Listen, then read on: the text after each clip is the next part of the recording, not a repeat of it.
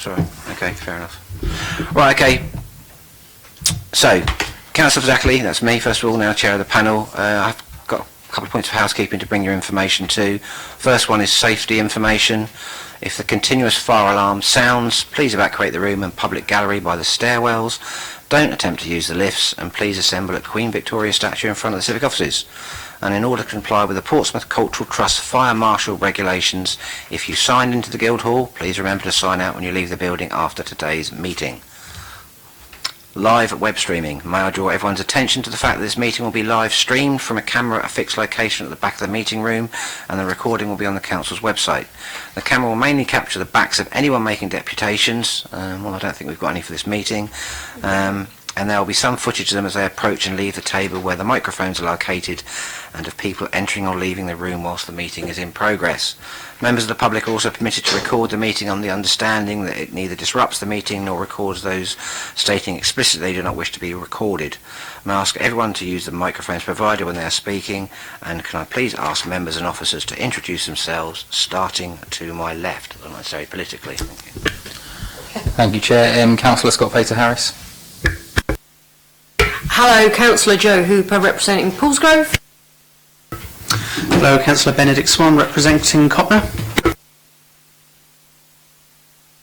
Councillor Ben Downing representing Milton Ward. Stuart Ackland, Democratic Services. Councillor Liam Madden, Vice Chair of this panel. And I've already introduced myself, so we'll go to the agenda now. First item on the agenda is apologies for absence. Do we have any apologies, Stuart?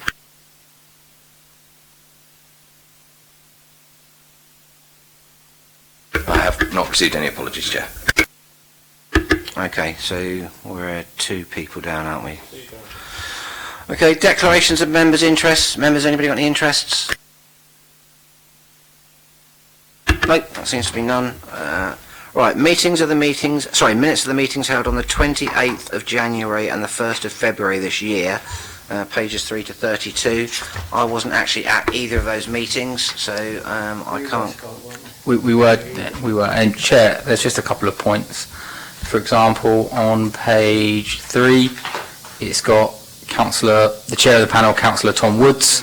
Unless he's changed his last name, I don't know if that's him, it's Councillor Wood. Also, if you go to the following set of minutes, which I think would be page 5 of the document, it's just a stupid point really, if I'm honest. But it says councillors that attended that were present were Councillor Leah Madden, Ian Lyon and myself. And then below that, apologies for absence, it says apologies sent in by Councillor Bosher, Hugh Mason, Tom Wood and Councillor Fuller deputised for Councillor Wood. Obviously he's not down as present in the minutes, so I think that needs to be amended. But that's the 2 issues that I've picked up on. I don't know if Councillor Madden's picked up on anything else. Just the same as he did, well done. I'm learning, Councillor. Can I move the minutes? I'll move the minutes. Right, yes, by all means. Yeah, I'll second them, thank you. Okay, so you're the only 2 that are actually in attendance anyway, weren't you? So, okay, well, on that basis, they're agreed. We now turn to the only other item left on the agenda, which is item 4, work programme and updates in respect to the themed scrutiny panels. So, what?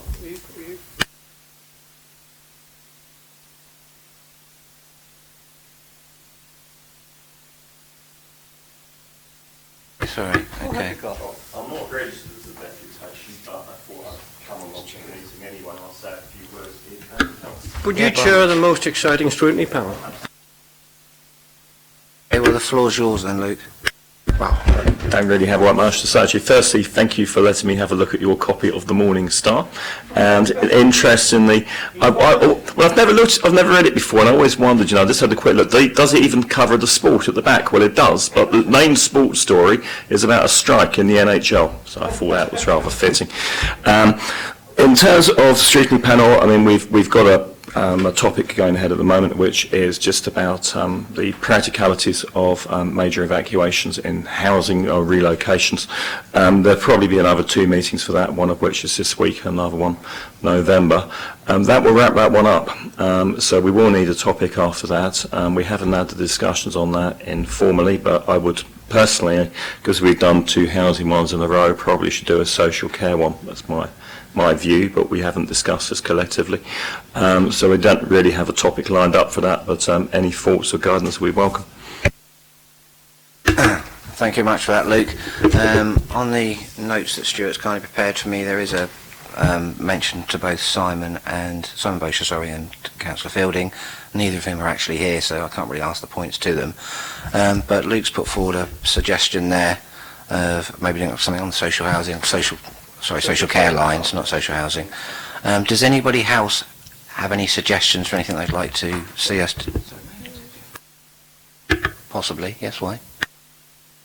Chair, I know that both the chairs of the panels, basically today, you're being presented with 2 panels' recommendations as to what reviews they should do and to note sort of the work programme of all 4 other panels. I appreciate, so you've got, as you rightly point out, you've got Tex come forward with a review proposal, and as you say, EDCL have come forward.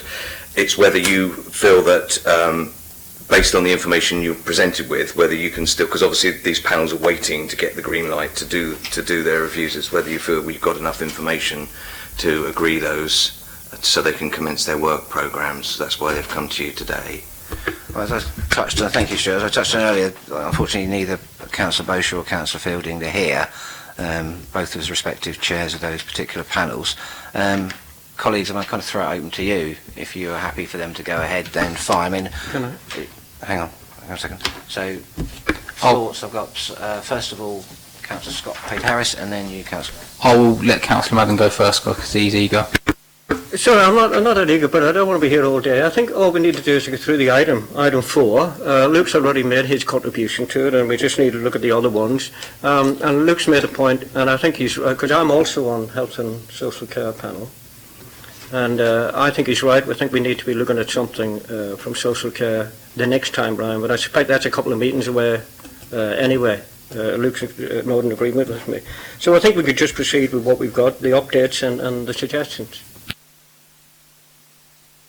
On the motion of talking about the text panel, for example, I would quite happily, I like the idea there, I think leave it as it is for the topic of review. I do want to make a slight amendment to the EDCL panel. I think heritage regeneration as 1, I would slightly swap that around to 2, to access and culture and leisure, because this is about looking at social value, and I think that would be much more different for the team to look at, because at the moment they've just done one on the port, which is obviously about economic regeneration, you know, and the like. So I think access to culture and leisure, this is talking about BH Live, leisure cards, social importance of keeping libraries open. I think it's quite a crucial thing at this time. So I'd just like to flip those 2. That was my recommendation. Thank you, perfectly reasonable. Councillor Dowling. Thank you, Chair. I was actually going to say similar to Councillor Pate-Harris, for the same reason. I think it's just about getting a balance across the 2 topics, although I'm not particularly precious about it. And I was going to ask a query about the text one, but I think I just misread, because I was going to say, is it purely about things like dropped curbs, buses that have things where you can get on if you're disabled, and those kind of very physical things, or is it also about the physicality of locations?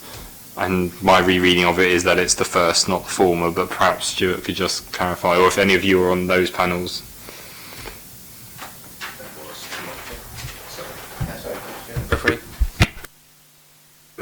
That was my understanding. Obviously, I haven't been close to that particular review, and if there's no one else here, you could. Would that change your view on the actual review, depending on the outcome of that comment?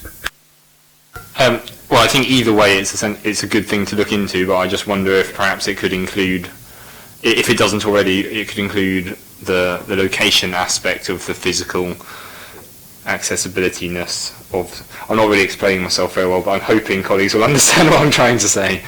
Thank you, Chair. I'm lost. I've no idea what they're trying to do.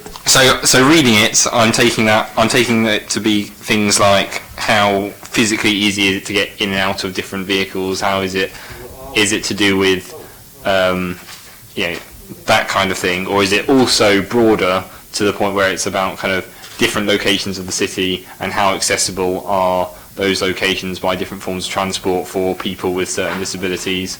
Or is it, does it drill down to location, i.e. if I'm disabled in Milton, am I at a greater or less advantage or disadvantage to if I'm disabled in Hilsey, for example?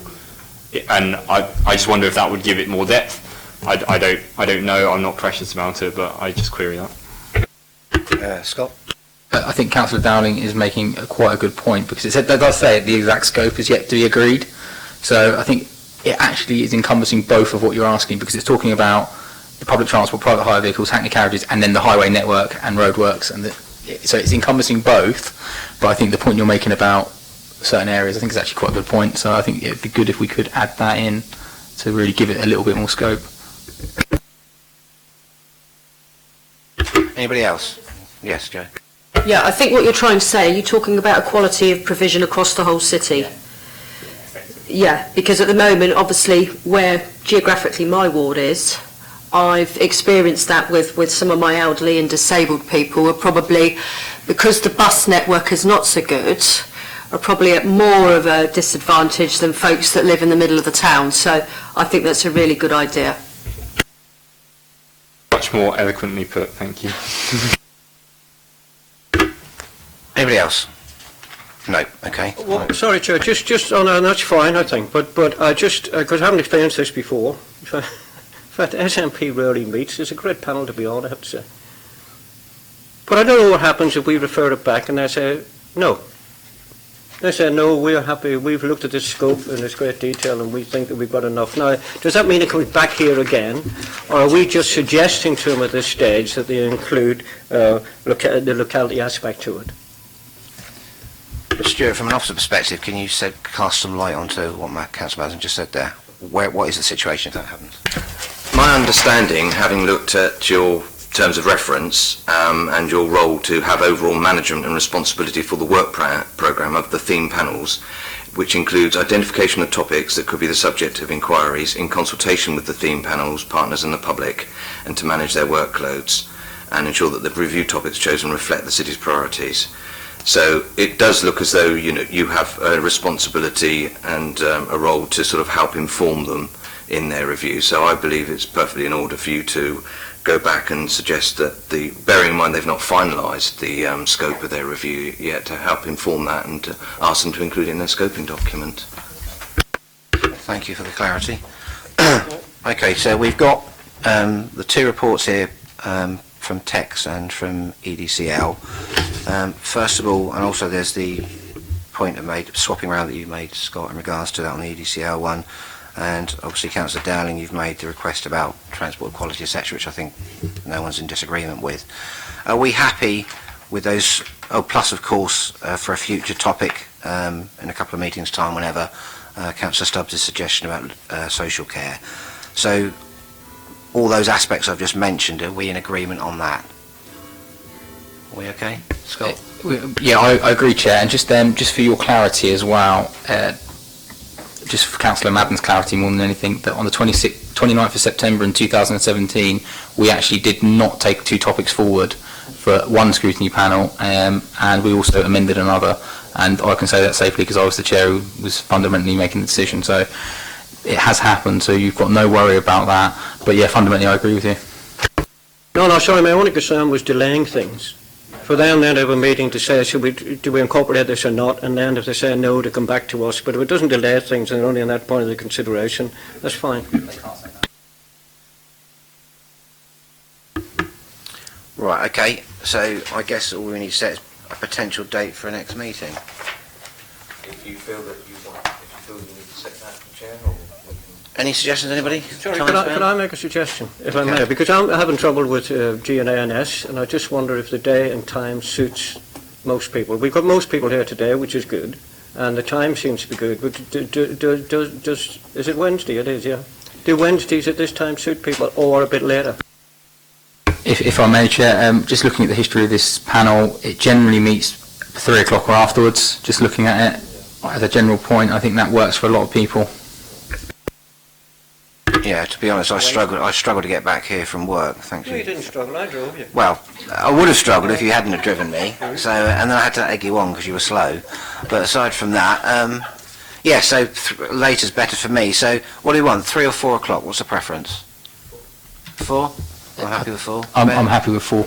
Chair, my preference will always be later in the day, just because it means rather than going to work, coming here and going back, it's go to work and come here, and that So makes more 4 sense. o'clock be okay for you? I would also say, and if it's not possible, then fine, it's fine. But Tuesdays and Fridays are much better for me for daytime meetings than Mondays, Wednesdays, and Thursdays. But if that causes problems for other people, then I wouldn't suggest changing it. Well, I certainly can't do a Tuesday. I mean, I could do a Friday. Show of hands, the easiest way to do it. Who'd prefer a Wednesday? Show. 1 person. Fridays? 2 people. And 3 people not saying anything. And I'm fairly flexible. Okay.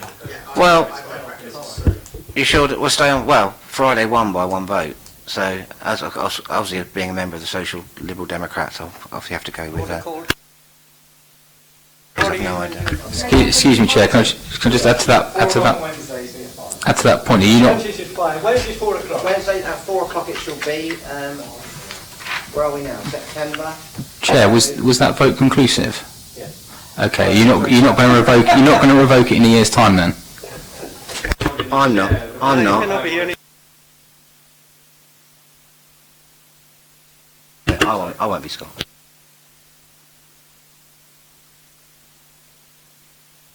Sorry, why would we want to? I think we need to know of the subjects to look at. We've given the go-ahead, and unless there's a problem with it, which Scott says there shouldn't be anyway, right? I don't know why we... Well, only on the grounds that this panel apparently doesn't meet very often, so without wishing to take on a panel that's hardly ever going to meet, I thought maybe it might be an idea to do one in a couple of months, but if you want to just wait, then that's fine by me. I would suggest we only have a meeting if we have something to discuss, otherwise we're coming to approve minutes and then leave for the next meeting. Okay, well, we'll wait then until something arises that needs us to call a meeting, and then obviously I'll make sure we're in touch with you and we'll fix a date up. Okay? Well done. Short and sweet. Thank you very much indeed. Bless you all. Quickest meeting.